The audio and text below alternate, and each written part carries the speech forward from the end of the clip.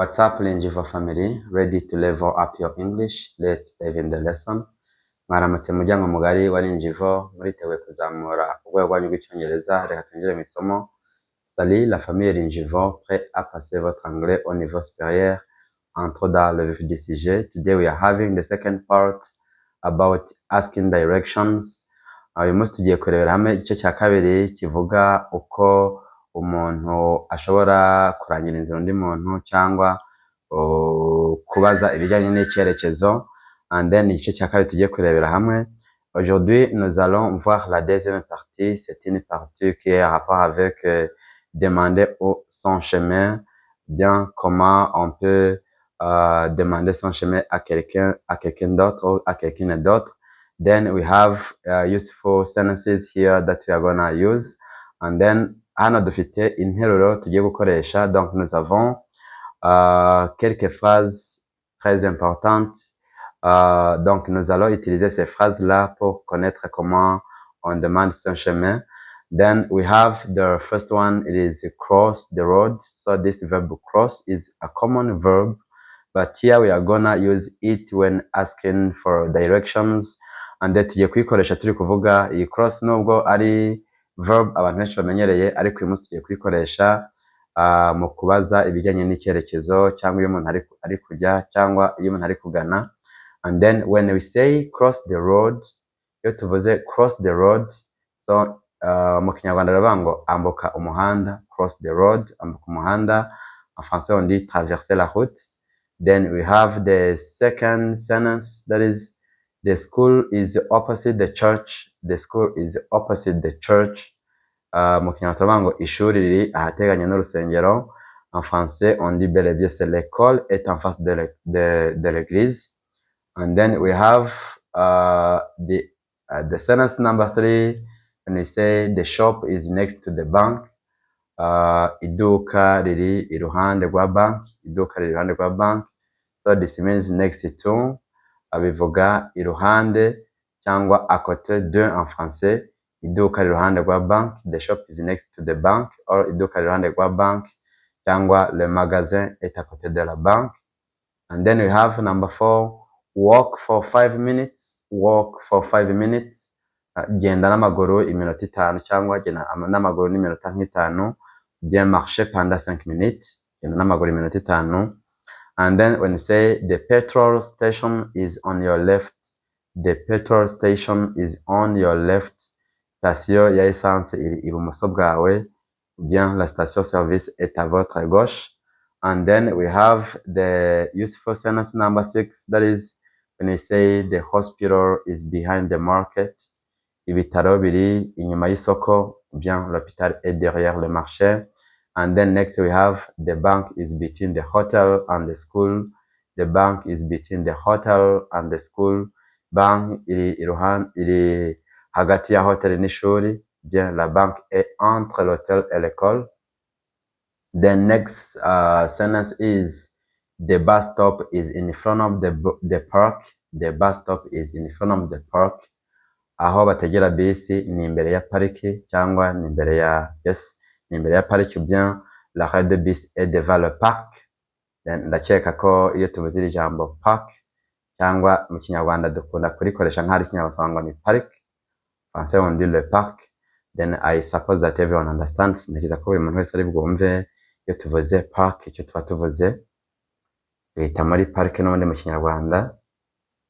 And then we have next sentence when you say I am on the right road. Am I on the right road? Am I on the right road? So this is a question. Ni ikibazo. Am I on the right road? Cyangwa ndi mu muhanda wa nyawo, ndi mu muhanda nyawo. Ou bien suis-je sur la bonne route? And then the answer here we have is yes, you are going the right way. Yes, you are going the right way. Yego, uri mu nzira nziza cyangwa uri mu nzira ya nyayo. Ou bien oui, vous allez dans la bonne direction. Vous allez dans la bonne direction. And then, so these are the 10 useful sentences that I prepared for you. Aya nizo nteruro 10 nabateguriye zivuga ibijyanye no kuranga ahantu. Igice cya kabiri washoboye gukurikirana igice cya mbere n'iki gice cya kabiri. bizamufasha cyane by'umwihariko iyo ari kurangira umuntu ahantu inzira, cyangwa iyo ari kugaragariza icyerekezo, cyangwa iyo ari kubwira umuntu icyerekezo cy'iyo ari kujya.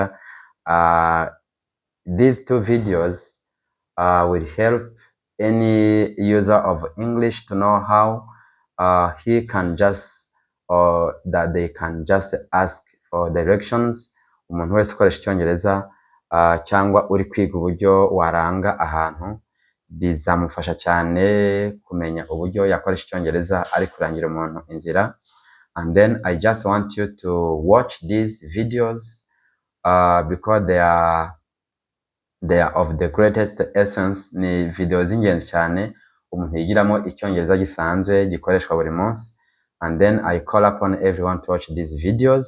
And then here we have the conversation practice as we regularly do. Tujya tubikora buri gihe tukagira ikiganiro cyo kuvuga. So this conversation is between two people.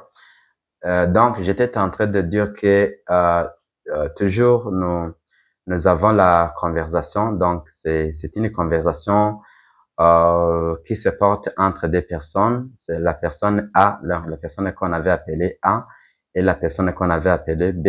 Donc c'est une conversation très importante et nous allons utiliser les phrases là qu'on avait déjà utilisées dans cette leçon, et c'est pour cette raison que donc j'interpelle n'importe qui pour regarder cette vidéo. Je crois que c'est une vidéo très importante qui va aider n'importe qui. And then we have the conversation here between two people A and B.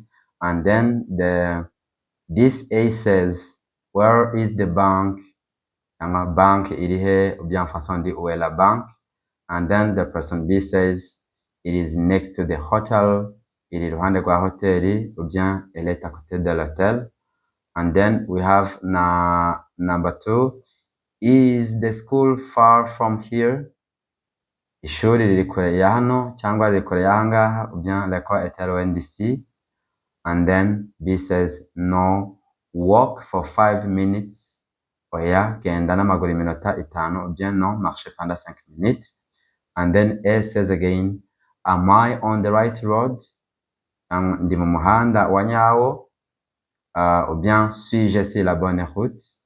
Yego, komeza imbere. Yes, continue straight ahead. Yes, continue straight ahead. Yego, komeza imbere. Ou bien oui, continuez tout droit. And then this is the conversation between A and B. And you see that we have all those phrases, all the sentences that we had learned before. And then you can just utilize these sentences. You can utilize these vocabulary items. Aya niyo magambo twagiye turebera hamwe twamaze kwiga muri iri somo, amagambo dukoresha iyo turi kubaza icyerekezo cyane turi kujya.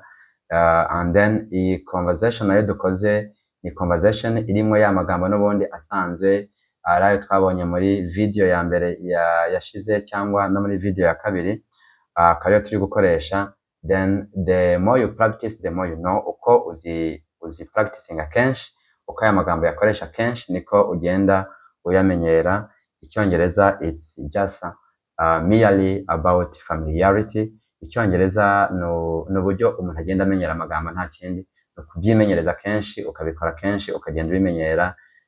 English becomes very simple, becomes very easier for you. Ururimi ruragenda rugahinduka ibintu bisanzwe, icyongereza kigahinduka ikintu gisanzwe, ariko bisaba gukora practice, ugahora ubikora kenshi, ukagenda ubwonko bukayamenyera, hanyuma icyongereza ukakivuga neza cyane nk'umuntu akivukiyemo. And then here we have the last exercise that says, try giving directions to a friend using these phrases. Then gerageza utange icyerekezo cyangwa ubaze icyerekezo cyangwa utange icyerekezo ku nshuti yawe ukoresheje aya magambo. Reka tuvuge ko nk'inshuti yawe iri kukubaza ahantu hari wenda nk'ahantu iri kujya, then irakubajije, then ugiye kuyisubiza iyo uri kujya. Donc ici on suppose que votre ami est en train de vous demander son chemin. Donc il est en train de partir dans une certaine direction. Donc, il ou bien elle te demande donc, bien, par exemple, là où est la banque, par exemple, là où la banque se trouve, ou bien n'importe quel, donc, ahantu ariho hose hashobora kuba hari ikintu akaba ari kukubaza ni gute ushobora kumusubiza. And then using these phrases that we have seen here, donc tout en voyant ou bien tout en utilisant les phrases qu'on avait déjà étudiées ici, je crois bien que tu peux demander le chemin ou bien tu peux dire ou bien tu peux donner le chemin donc à ton prochain sans aucun problème. Then I suppose that you can give the person can give direction to someone who's asking you about the direction, and then you continue to watch these videos. You will watch the first video that I did for you about asking for directions, and the second video, the second part, and then don't just forget to like, share, comment, and subscribe.